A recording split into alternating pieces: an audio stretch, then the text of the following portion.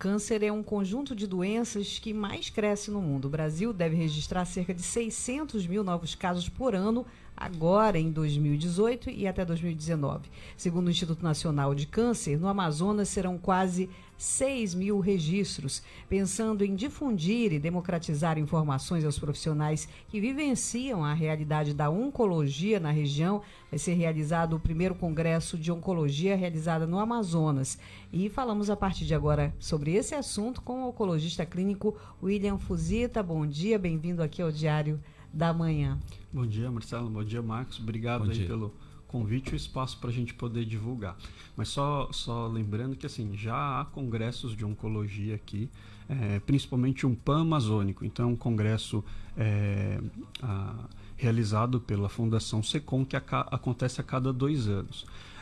Esse congresso que a gente veio divulgar se chama SENCOP, que é o congresso para a gente divulgar as informações sobre a oncologia personalizada. Então tem um foco um pouquinho diferente, porque hoje em dia, com o desenvolvimento da tecnologia, os tratamentos oncológicos estão tornando-se cada vez mais personalizados. Então, às vezes, um exemplo bem claro assim são várias pacientes com câncer de mama. É um exemplo bem claro que assim tem várias mulheres mais ou menos com a mesma faixa etária com câncer de mama, mas só que quando a gente vai ver o tratamento realizado, todas estão fazendo tratamentos diferentes. Então hoje as informações são pertinentes não só à célula do câncer em si, o tipo de câncer de mama, câncer de pulmão, mas dentro de cada tumor tem características diferentes, presenças de proteínas, atividades celulares distintas que permitem a gente utilizar tratamentos direcionados para essas alterações, que se tornam muito mais eficazes, trazendo muito uma melhor taxa de resposta, de tratamento, até mesmo de cura para essas pacientes e com menor efeito colateral. Então a gente quer trazer essas informações, porque todo ano acontece um congresso mundial em Chicago, né, que chama ASCO. Então é um congresso realizado mundialmente que eles trazem as principais informações sobre o desenvolvimento no tratamento do câncer. E a gente quer traduzir essas informações que acontecem lá em Chicago aqui para a nossa região. Então assim, a gente sabe que a região, como o Marcos estava falando, é uma região extremamente de difícil acesso, né, difícil circulação. A gente tem o rio para cima, né, floresta para baixo. Logística bem complicada. Complicada. Então, assim, até mesmo às vezes alguns determinados tipos de exames a gente tem a dificuldade de realizar em nossa região. A gente tem que mandar os exames para fora do estado. Então, isso para trazer essas informações para ver como que a gente pode facilitar as informações, obter esses dados do tumor para a gente poder tratar melhor. Então a gente está realizando o primeiro SENCOP, né? O primeiro congresso SensoMed Oncologia Personalizada.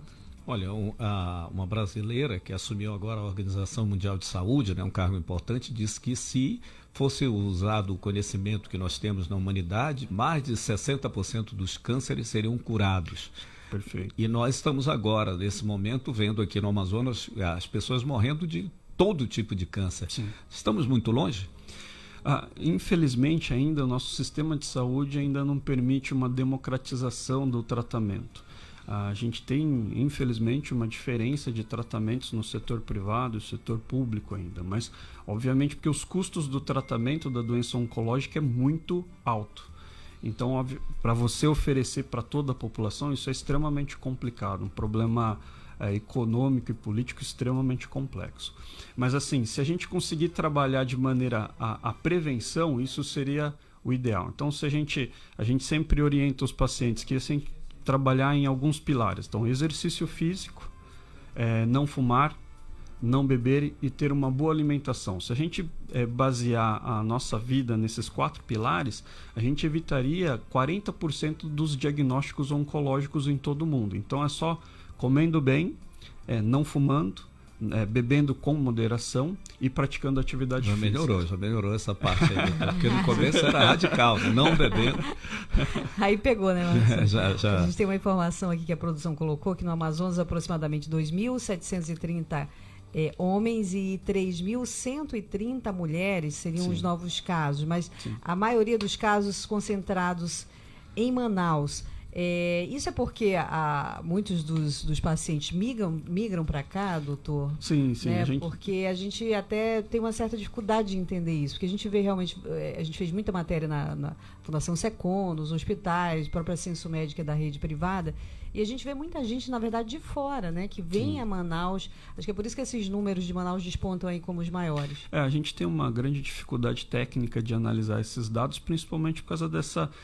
como os centros de tratamento ficam na cidade de Manaus, então mesmo pessoas de fora sempre tem algum parente aqui e acabam utilizando. Ou até de outros estados, né? Tipo Roraima vem bastante. Sim, Roraima vem, porque o estado de Roraima não tem o equipamento de radioterapia. Então, 100% dos pacientes que necessitam fazer radioterapia procuram outro estado fazer o tratamento, e a grande maioria vem aqui para Manaus. Então, assim, a estatística fica um pouquinho difícil às vezes, porque o paciente acaba não utilizando o endereço real dele, utiliza de um parente aqui próximo, aqui na cidade de Manaus. Então, isso quer dizer que nós temos assim um caso extremo em Manaus de configuração de cânceres, não? Se a gente vê todos os países que estão os países desenvolvidos, a tendência é que o câncer mate mais do que problemas cardíacos. Então, assim, se a gente analisar aqui no Brasil, já 10% das cidades, em torno de umas quase 5 mil municípios, já tem o diagnóstico de câncer matando mais do que o diagnóstico de doenças cardíacas. Então, assim, isso mostra o quê? Não que o oncologista não tenha menos conhecimento que o cardiologista, né? É uma brincadeira que a gente faz, que o cardiologista está mais inteligente que o oncologista. Mas o fato é que, assim, as pessoas estão se prevenindo mais relacionadas às doenças cardíacas e deixando de lado as doenças oncológicas. Então, aqui na região norte, a gente fica assustado no Amazonas, porque o câncer de colo de útero, a gente espera para esse ano o dobro do que o câncer de mama. Então, em torno de 800 casos novos de câncer de colo de útero e 400 casos de câncer de mama. Sendo que câncer de colo de útero é 100% prevenível. Ou com o Papa Nicolau, que você diagnostica lesões antes de se tornar câncer, e com a vacina, né, que o nosso estado foi o primeiro a oferecer no Sistema Único de Saúde, no SUS, né, no Brasil.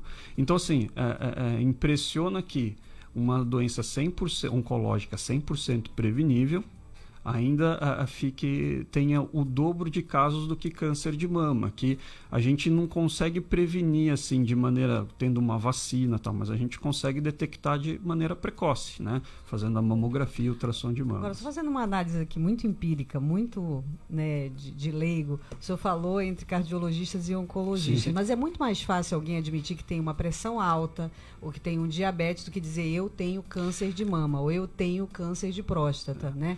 Então, só isso torna o paciente, digamos assim, acuado, né? Com medo de contar à sociedade o que ele tem, muitas vezes, de buscar o tratamento. A gente vem trabalhando muito a informação do quê? É que todo mundo tem na cabeça que problema cardíaco tem solução e problema oncológico não. O fato é que isso não é real. Então, assim, hoje em dia tem alguns pacientes que perguntam para doutor, alguém vai descobrir a cura do câncer? A gente já tem a cura do câncer. Então, desde que diagnosticado de maneira precoce e fazendo os tratamentos corretos, a gente consegue curar o câncer. E tem inúmeras doenças oncológicas, mesmo metastáticas, então assim, que saiu do sítio original e foi para outro órgão, a gente ainda tem tratamentos, a gente já tem tratamentos curativos para esses pacientes. Então, assim, isso, obviamente, quando a gente acaba tendo os exemplos de tratamentos que não foram realizados na sua totalidade, com a dose correta, o medicamento correto, no tempo correto, os resultados não vão ser tão bons. Mas assim, se a gente conseguir fazer tudo certo, a gente consegue oferecer excelentes resultados para os pacientes. E tem doenças também que não têm cura, doenças metastáticas, que a gente consegue controlar tão bem a doença que o paciente tem uma vida normal. Então, assim, a gente consegue também tornar o câncer dos pacientes que não têm cura uma doença crônica. Então, a gente faz o tratamento, sim, mas só que o paciente consegue conviver com a doença, né, por muito tempo e até mesmo não falecer por causa dela. Pode falecer com a doença, mas não necessariamente por causa dela.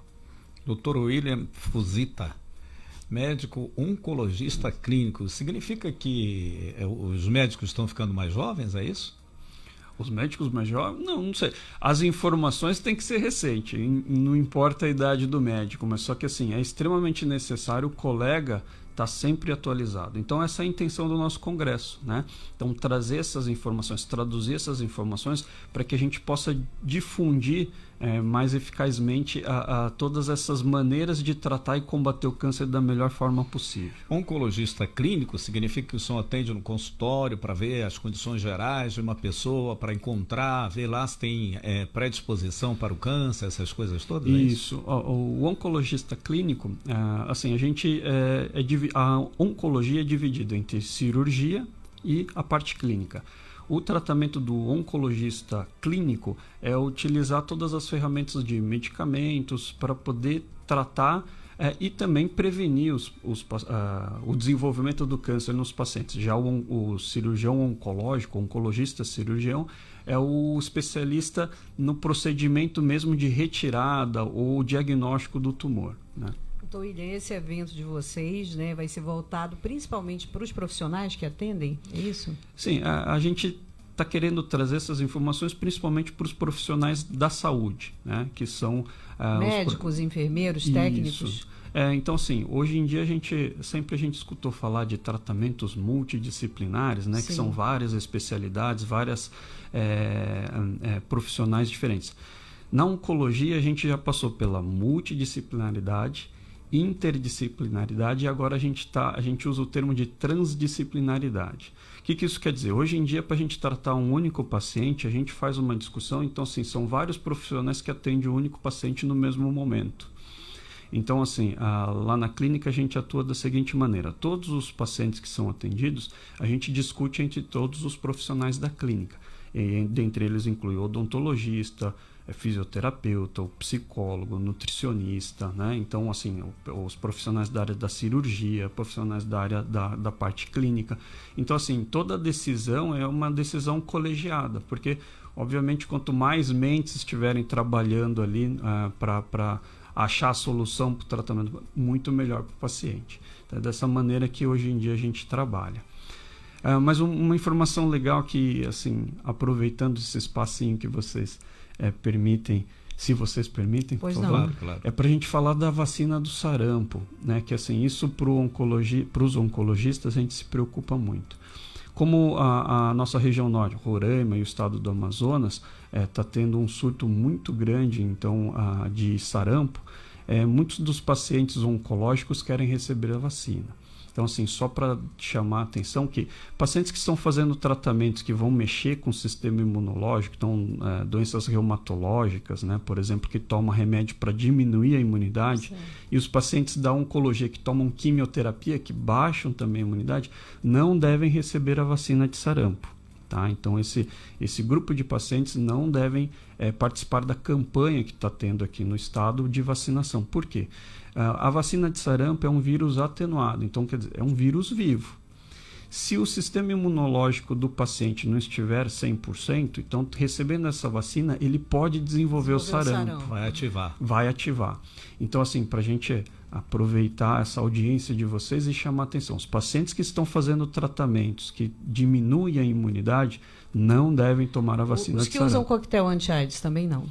Então, dos pacientes com soro positivo, isso a gente depende principalmente da situação imunológica do paciente. Se o paciente tem o vírus do HIV, mas só que não desenvolveu a síndrome de imunodeficiência, o sistema imunológico dele está funcionando corretamente, então não há problema. Então precisa conversar com o seu médico infectologista, com certeza.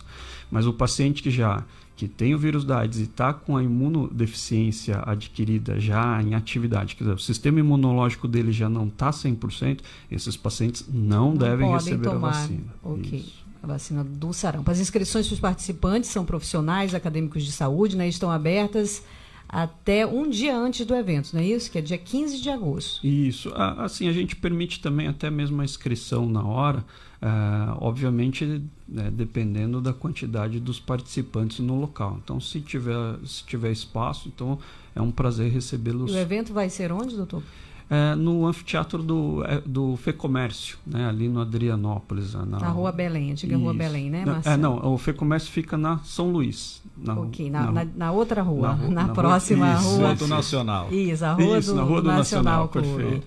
Então, dia 15 de agosto, a inscrição, até o dia 15 de agosto, a inscrição para todos os profissionais de saúde que tratam de pacientes com câncer, não é isso? Perfeito.